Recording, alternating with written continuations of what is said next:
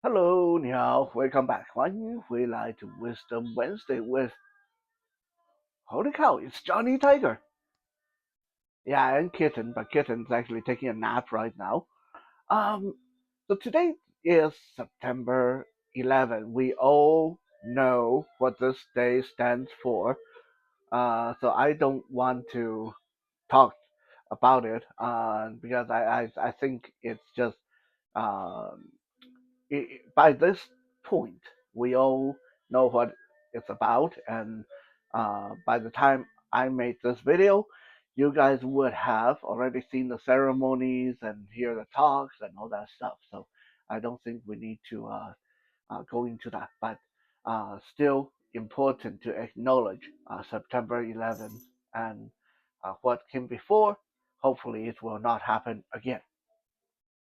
Now, before I go into today's episode, I do want to take this chance to apologize for sort of being MIA for a while. At least a daily video have been MIA for a while. Those of you that follow the channel know that I've been around because I've been posting my artwork. And that is precisely the reason why I've been MIA. I had two artistic deadlines to meet, both right before and right after September. And those tactile artwork, even though they may seem simple to some people, uh, on average, they take about 10 to 20 hours to complete, from inception to completion, to me taking photos and adding them to the website and uh, publishing them and all that stuff. So it's actually a lot of work, and a lot of it is really tedious behind the scene kind of stuff. Um, so my deadline, at least one of them, require me to finish about 10 pieces uh, right around September. And I did miss the deadline by a few days, but I'm happy to report as of today, I officially got it done.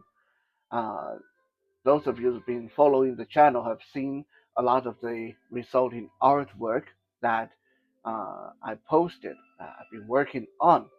So that is the chief reason why I have been away. Like I really had to um, put down a lot of the stuff I do regularly, like reviewing action figures and taking photos and playing instruments. Even martial arts got put on the back burner because I try to meet these deadlines. But now that they are more or less behind us, of course, I got more deadlines ahead of me, but the next deadline is not until November, so I'm okay for a couple of months. Uh, hopefully we'll get back to some semblance of regular schedule and go back to at least get some of these daily videos out there, because I don't know about you guys, but I miss doing this. I miss doing my daily videos. I miss you guys. So hopefully that you guys are still here, waiting and encouraging me to get these videos out there. Now, the episode we are doing today is actually quite long in the making. I've been wanting to do this episode as of 3 or 4, maybe even 4 weeks ago. And then things got really busy and haywire, and I totally forgot about this. So today, when I was getting ready to revive the daily video, I dug up my notes, and lo and behold, the notes for this episode were right there. So I thought, oh yeah, I wanted to do this episode. So let's talk about apricots. Yeah, I know some people are like, what the hell? Uh, I will admit, I have no idea how it's supposed to be pronounced. I have heard apricots, I have heard apricots. Uh, I personally have, it's not something that I go out of my way to eat. So I don't really know how to properly say it. I will just go with apricot. It is pretty delicious if you get the dried one. I like the dried apricot in sometimes in salad, sometimes in trail mix. It's pretty nice, or sometimes even baked into fruit cakes. It's pretty nice. Now, if you are a tank driver in the U.S. Military, uh, then you might want to avoid this episode. But again, if you are a tank driver in the U.S. military, you would already know that. Like one look at this title, you would probably delete my channel, block my channel, because this is a little interesting note that I came across that apparently apricot is really a taboo to any tankers in the U.S. military, armored personnel carriers, armored transport tanks, different combat vehicles. Apricot is like the doomsayer to a tank driver. Like I have read on some military forums that if you mention apricot, or if you eat an apricot in front of a U.S. military tank driver and they get mad at you, then it's your fault, not their fault, because it is a really big no-no.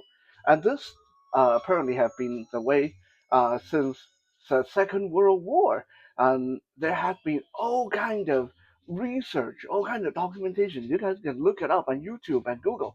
That a lot of uh, tank personnel would have, would tell you that their tank would malfunction, the guns would malfunction, they would get attacked by enemies, and the really bad things would happen when they have apricot anywhere near the tank. Like this is so extreme. I have heard that even having apricot shaped charm is a no-no. Apricot pendant, no-no. Even having apricot for dinner yesterday. If you tell them you had apricot during dinner yesterday, they wouldn't let you anywhere near their vehicle. It is that bad. And when I first read about this, I thought it got to be crazy. Like this got to be a myth, maybe some crazy myths that Chinese people made up about American soldiers. But after Googling and doing a bit of thorough research, I came to realize at my chagrin that it is true. Even today, a lot of uh, tankers in the U.S. military will not have anything to do with apricot, will not even mention apricot. They'll say cot. They will not say the whole word apricot. So if you are in that line of work, if you're in the service and have anything to do with the tank, then I'm sorry. I did not mean to jinx you. But yeah, this is an interesting little superstition that has been pretty prolific in the U.S. military. Many scholars have theorized that it is because back during the Second World War, a lot of military personnel had apricot as part of their ration, to boost vitamin and sort of give them some fruit and stuff like that. So whenever there was a tank that got blew up in the wreckage, they always could find apricot seeds. So this kind of gave apricot a bad name, and as a result, the tank personnel were very, very sensitive about having anything to do with apricot.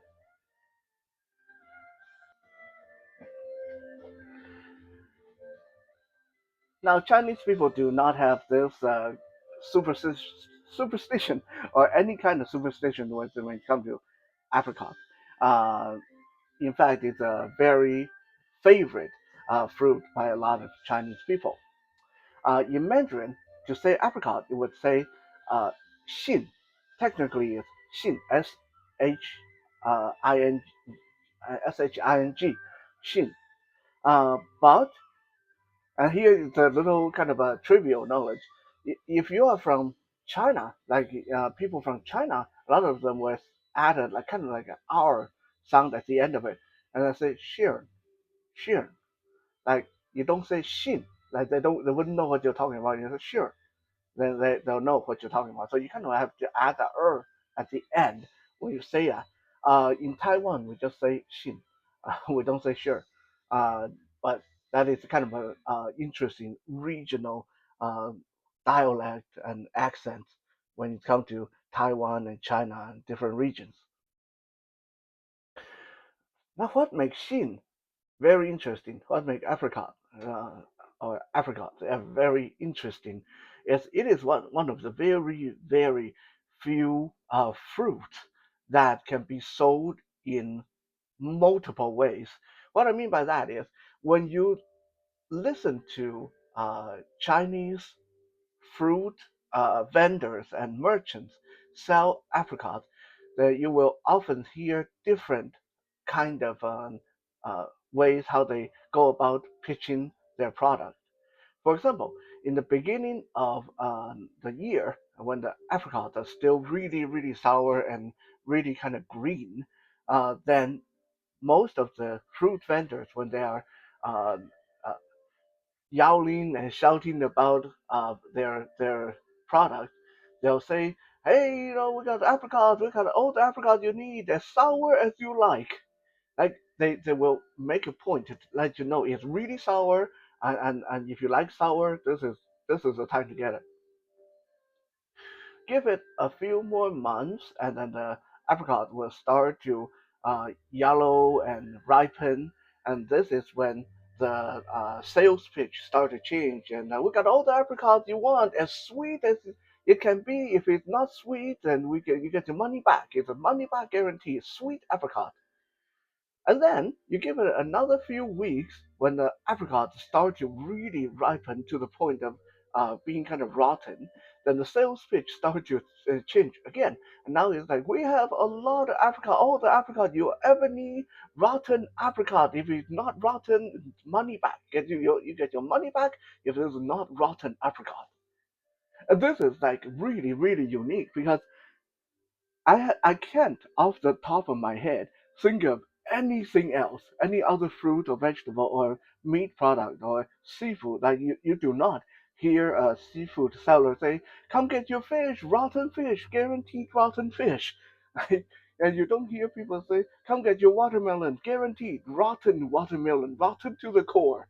No, but apricot is the only fruit that if when sour, they'll tell you it's sour. They'll make that a sales point. When it's sweet, they'll make that a sales point, and when it's rotten, they'll even make that a sales point. Now, why is that? Well, because there are a lot of people who like sour, tangy stuff. So they like the green apricot. And then some people, like myself, I hate the sour, tangy stuff. And so I like the yellow apricot. Well, I don't really like apricots, period. I like dry apricot. Um, but if I have to eat fresh apricot, I would do probably the yellow one.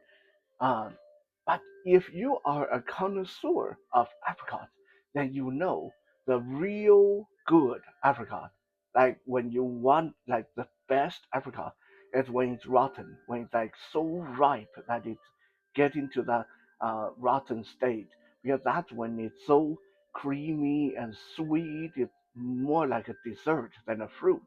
And you just put it up to your lips and you suck hard, and all the uh, flesh will come off the fruit and go into your mouth, and it's like it's delicious. It's creamy and soft, and you don't even need to chew it. You just mush it with your tongue, and it smell fantastic. So rotten apricot is actually like the best apricot you can have.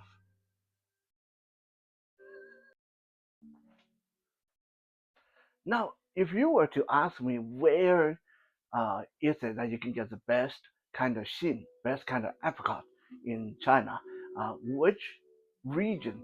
I would say you need to go to Beijing, China. And when you go to Beijing, China, and you ask people what kind of xin, what kind of apricot are the best, a lot of people will point you to this top of the line. There's a really highly valued apricot brand called Bada Xin.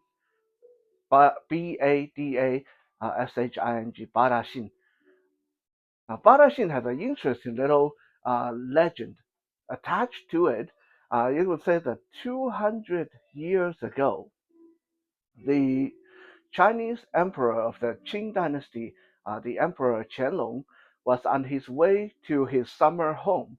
So he left his Beijing with his entourage, and they were traveling north to the summer palace, which was in a cooler part of the country. And on the way out of Beijing, they came across this little orchard north of Beijing city. And Qianlong Emperor was feeling kind of parched because of the hot weather, and so he asked his escort to go get him some fruit so he can slake his thirst. And they brought him back some of the local apricots that are grown just northwest of Beijing city. And the emperor was having such a great time eating these apricots that he said a word in his native Manchu language. He said Badulu. Now, Badulu is a Manchu language. If you translate it to Mandarin Chinese, Badulu means really good. So ever since then, because the emperor said Badulu, uh, these apricot that they picked for him, this kind of apricot were known as Bada Xin, Bada apricot, Bada from Badalu. And because the name was given by an emperor, a lot of people will also call this brand of apricot Yu Bada, Yu Bada. Anything that had to do with the emperor, like anything given to you by the emperor, was called would have the word Yu, jade, Yu in the front. So Yu Bada, the jade, very good apricot. So a lot of people will tell you that that is the best apricot through in entire China, and you can find that in the region just northwest of Beijing. However, the real connoisseurs of Xin or apricot will tell you that no, no, no, no. Yu Bada or Bada Xin can only be the second best. It's only the second best. It's only the non-believer, the non-initiated that will tell you that Bada Xin is the best because there is one type of apricot that is even better than Bada Xin. And this type of apricot is also found in the Beijing part of China. If you travel west out of Beijing and go a few miles towards the river, you will come to an intersection, like a little crossroad. And this place is called uh, 信市口. 信市口. Translation: Apricot Marketplace. Now you know just by its name what this place used to be. In fact, 信市口, the apricot marketplace, has been part of the geography in this area for a long, long time, even as far back as the Tang Dynasty. So a good 1500 years ago, there has already been record of military uh, troops moving through 信市口 on the way to Beijing city.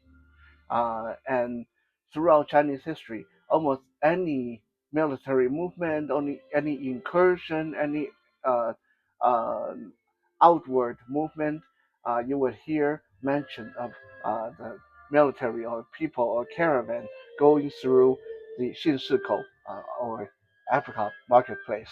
So it is a very, very historically speaking um, meaningful place around the Beijing region of China. Even today, there's two villages flanking the Xinsikou apricot marketplace, and they are called Bei Xinchun and Nan Xinchun, means North Apricot Village and South Apricot Village. So this area is a lot of apricot growers and famous for all kind of different breeds of apricot. Uh, but the best apricot, if you want to find the best kind of apricot, you still have to journey a little bit further west beyond Shinshiko, beyond North Africa village and South Africa village. You have to go past these orchards and get to the riverside. And here there's a little bit of farmland and orchards, and it is here in like quite a distant west of Beijing where you will find the best apricot in the entire China. And this type of apricot is called Xiang Bai Xin. Translation: delicious white apricot. The name comes from the uniqueness of this apricot. Like most other apricots will go from green to yellow, or some of them might go red when they're ripening. But this Xiangbaixin, this delicious white apricot, they started out green, and then when they ripen, they got really, really pale, and then by the time they are almost rotten, when they're overripe, and they're so clear. They look like those Cantonese crystal shrimp dumplings. Like you can see right through the skin and see the flesh and pulp and seed inside. And they have such a nice fragrance to them that supposedly you can smell them from miles away. So that's they were giving the name Xiang Bai Xin, delicious white apricot. And if you talk to farmers in this region, they will also tell you that Xiangbaixin is also called the emperor of all apricots. It's called Xin Wang, emperor of all apricots. And the, there's a little local story that goes with that. The story goes that about 100 or so years ago, at the end of the Qing dynasty, um, this village was already very well known for selling their xiangbaixin, their delicious white apricot. Um, and in the village, there was a guy who everyone called him Number Nine because he was the ninth son, ninth kid in his family. Everyone called him Number Nine. In Chinese culture, a lot of time you will hear people call people by their how they number in their family, like for example, if my family name is Tai, and uh, my uh, let's say I'm the third kid, a lot of people will just call me Tai third or Tai three or number three, or Tai four or number four, something like that. Like they wouldn't use your actual name, they just use your number.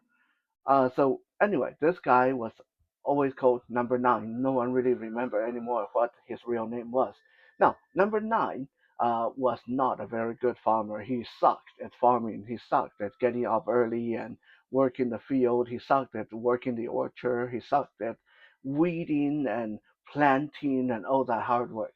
However, Number Nine had a talent that no one else in the village had. He was a great uh, talker. He was that guy who could talk the bird out of the sky.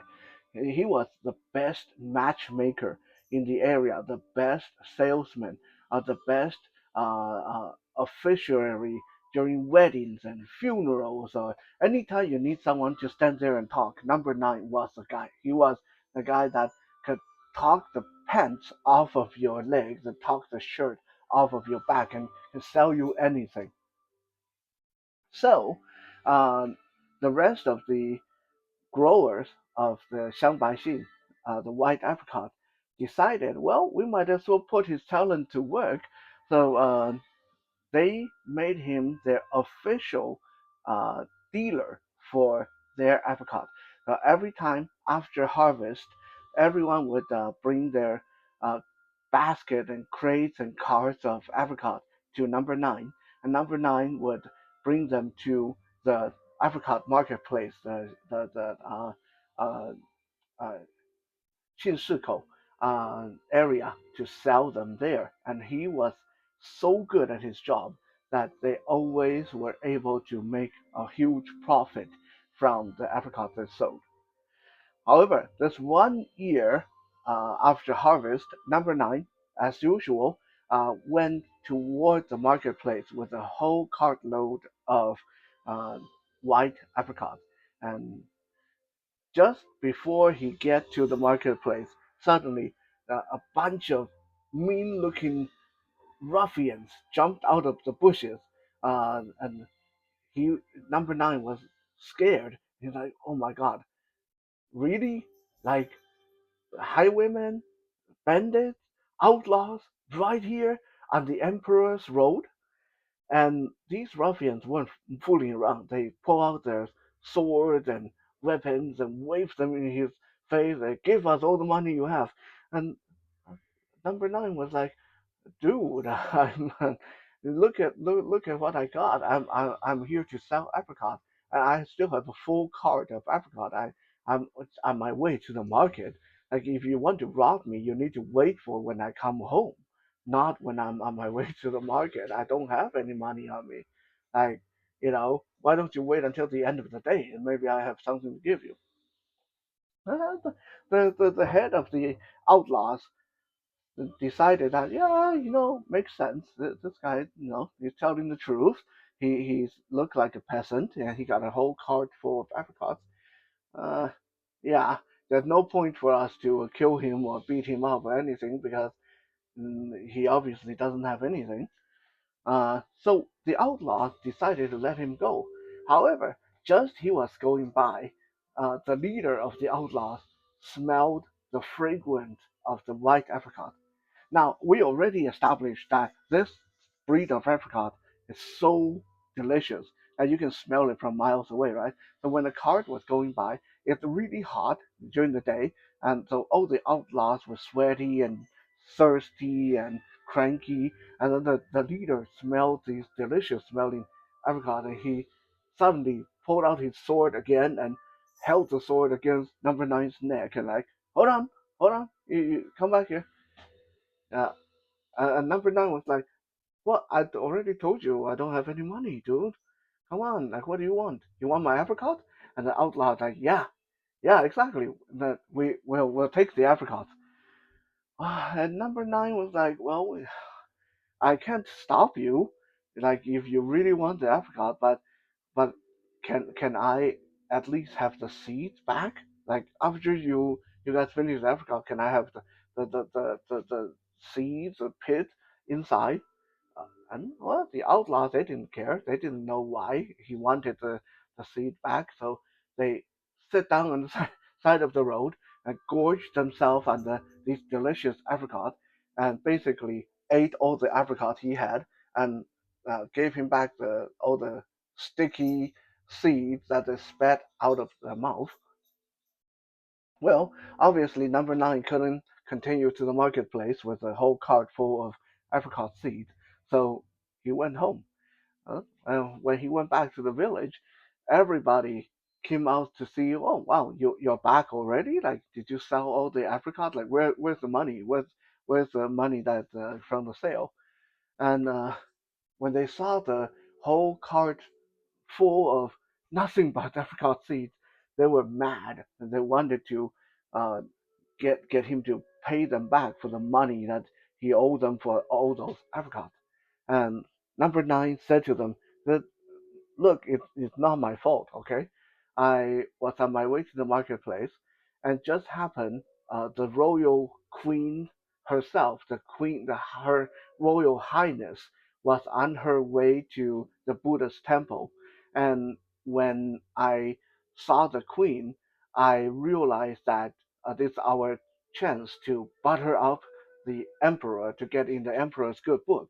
So I presented all our apricots to the queen. And so in return, the queen gave us back the seeds. And because now they're blessed by the queen's royal highness, and she told us we are going to start telling people that this is the best apricot in the country, and it's going to be the king, the emperor of apricots. It's going to be Xin Wang. The queen herself told me that these are Xin Wang. So when we put these seeds in the ground and grow more emperor level apricot, we'll be able to sell them for 3 or 4 times the amount of money that we could have gotten. So hey, I did you guys a favor. You guys actually owe me money uh, for doing this. But hey, and we're all neighbors, friends, and I'm okay to let this one go. So yeah, everyone get some seeds, and let's start growing these em- emperor level apricots.